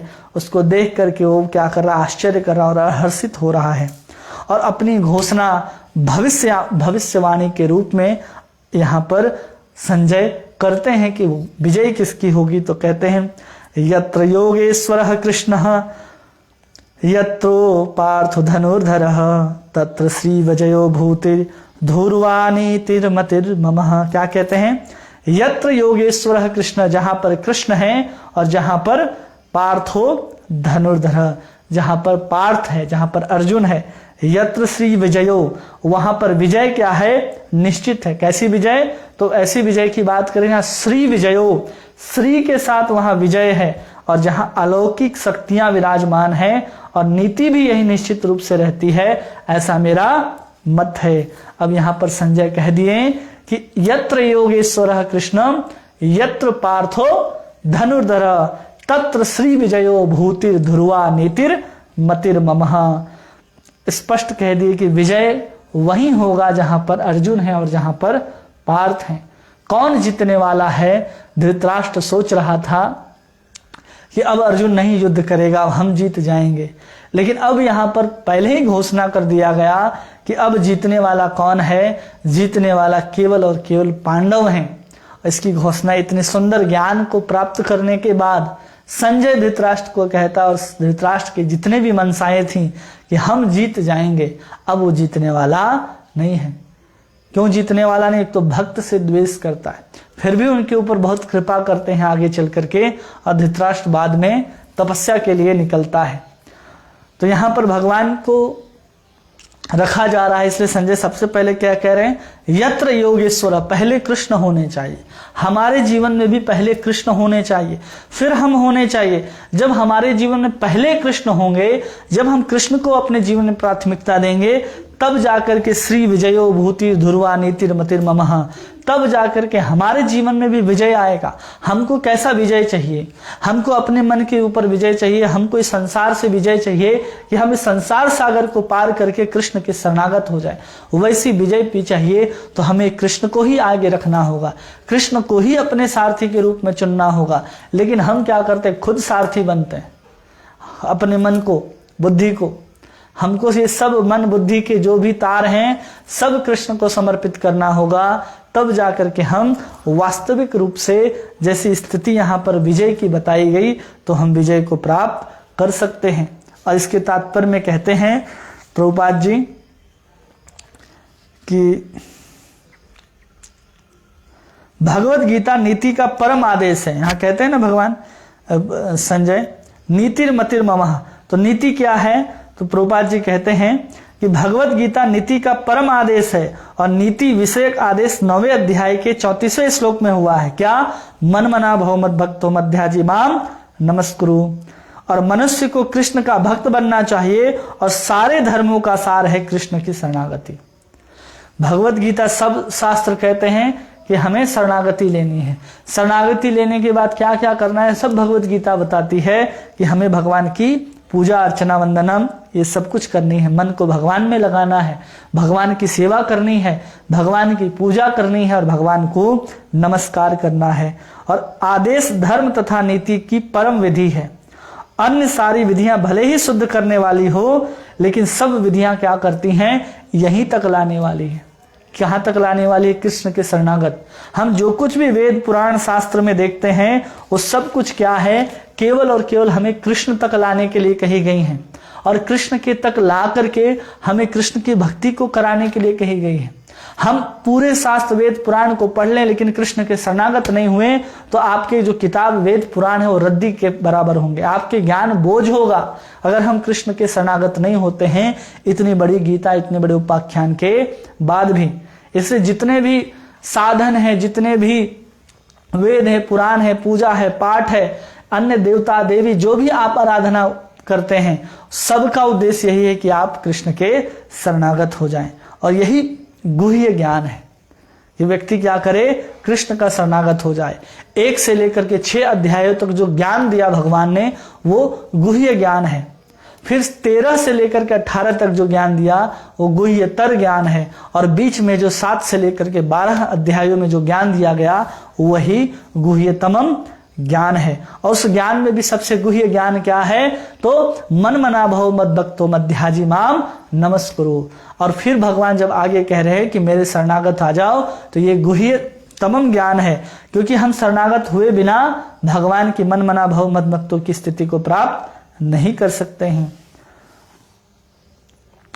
और इसी चीज को फिर वहां पर डिटेल में प्रभुपाद जी लिखते हैं कि भगवत गीता के मुख्य 5 विषय थे। क्या है 5 विषय? सबसे पहला विषय है भगवत गीता का ईश्वर, दूसरा क्या है जीव, तीसरा है प्रकृति, चौथा है काल और 5वां है कर्म। ये 5 विषयों के आधार पर ही पूरी की पूरी गीता चल रही थी। इसका ज्ञान दे रहे थे भगवान। और ये किसके आधार पर चल रहा था? कर्म के आधार पर, ज्ञान के आधार पर, भक्ति के आधार पर। ये सिखा रहे थे भगवान, ये सबके माध्यम से। ईश्वर कौन है?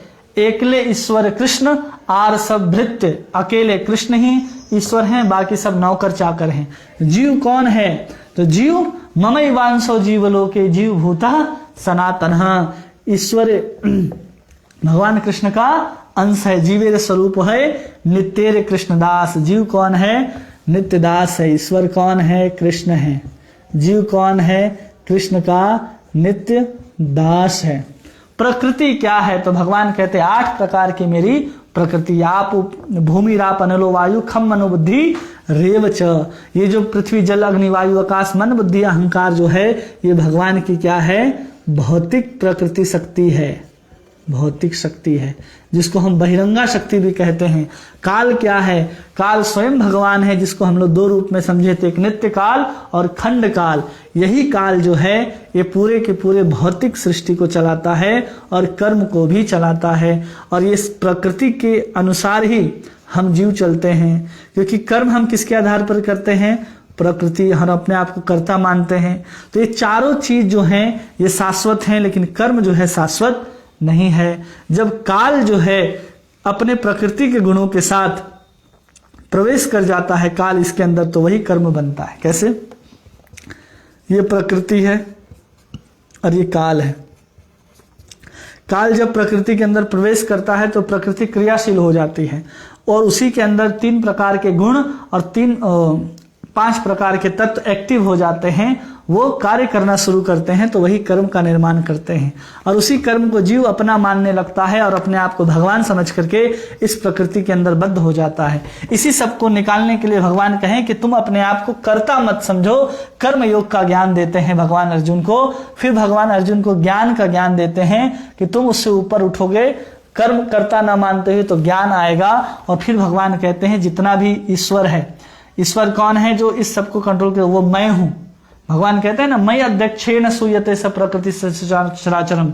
मेरी अध्यक्षता में प्रकृति काम करती है, काल काम करता है और सब कुछ काम करता है। तो इसके आधार पर भगवान ने भक्ति और शरणागति का उपदेश दिया, जिससे हर जीव यहां से बाहर निकल सकता है।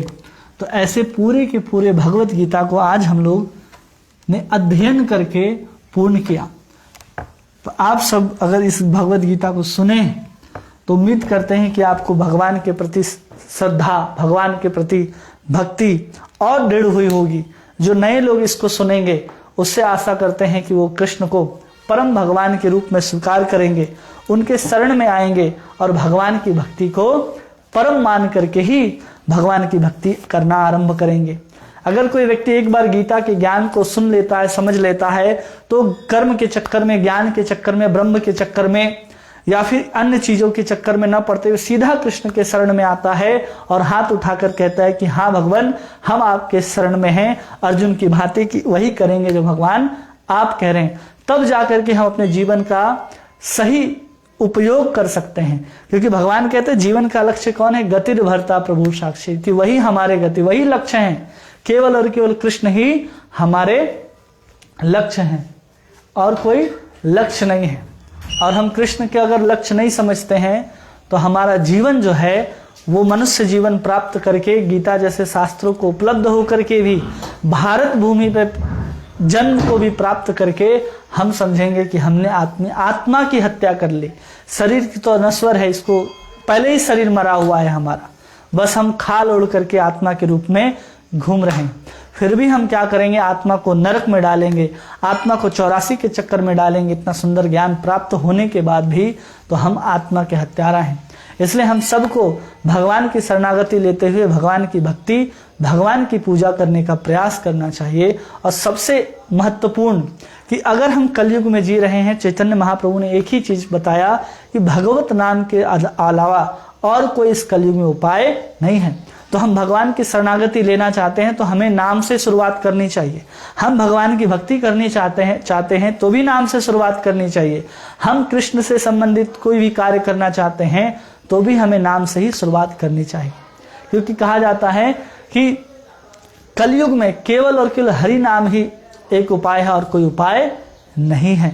हरेर नाम हरेर नामेव केवलम कलौ नास्तेव नास्तेव नास्तेव गतिरन्यथा। इस कलयुग में हरि नाम के सिवा, हरि नाम के सिवा, हरि नाम के सिवा और कोई उपाय नहीं है, और कोई उपाय नहीं है, और कोई उपाय नहीं है।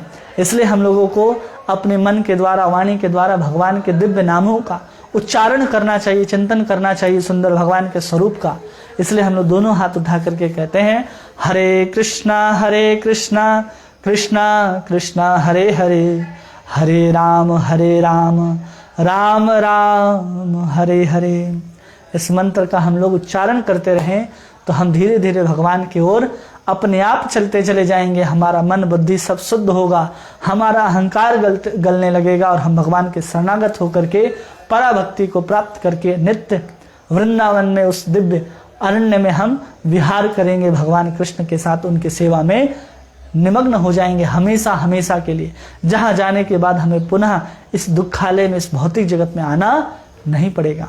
आप सभी का बहुत बहुत धन्यवाद। हरे कृष्णा।